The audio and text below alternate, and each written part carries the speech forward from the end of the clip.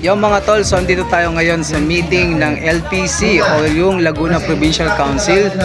Yan, so tayo ngayon para saksihan yung mga bagong uupo na officer na dito sa LPC. So, let's go.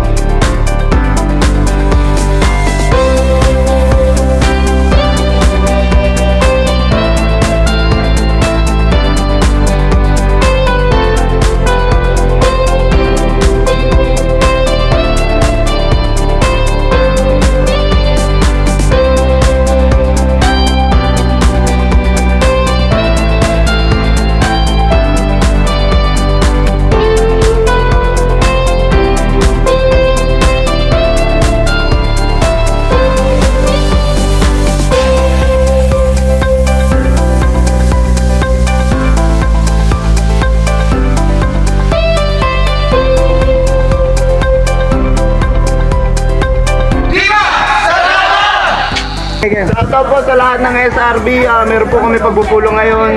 Glenn Tito Alvarez po ang kalumpang sa Ayota Chapter.